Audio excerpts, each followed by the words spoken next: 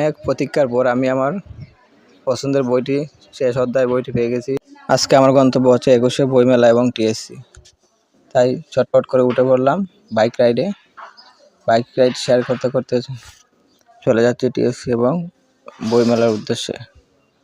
Bike রাইডে ওঠার সময় অবশ্যই ভাড়া বিষয়টা আপনারা কী করে নেবেন, মানে দামাদামি করে নেবেন।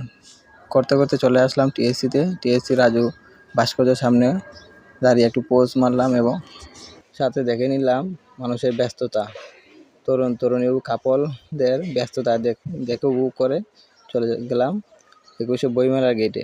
২১শে বইমেলার গেটে ঢোকার সময় অবশ্যই খেয়াল রাখবেন, সাথে কোনো ধরনের অবৈধ জিনিস রাখতে পারবেন না। অবশ্যই সিকিউরিটি চেকিং হবে। সিকিউরিটি চেকিংয়ের সময় অবৈধ জিনিস আপনার কাছে পাওয়া গেলে অবশ্যই শাস্তির আওতায় আনা হবে। যদিও আজকে অন্য দিনের তুলনায় খুব একটা বেশি জ্যাম নেই, কিন্তু ছুটির দিনে অনেক জ্যাম থাকে। হঠাৎ চোখে পড়লো একটা লোক খুব অদ্ভুতভাবে একটা যন্ত্র দিয়ে বাঁশি বাজাচ্ছে।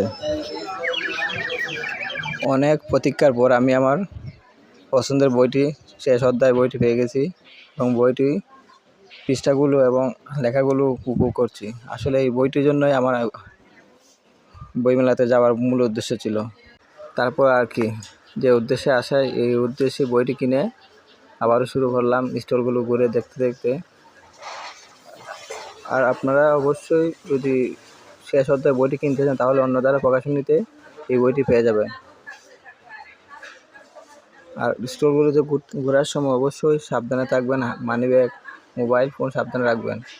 আর বিশেষ করে আমার মন কেড়েছে লেগের চারপাশের বই প্রেমিকগুলোকে দেখতে পেরে আমার মন আসলে জুড়িয়ে গেছে। অবশ্যই আবার দেখা হবে কোনো এক বইমেলায়।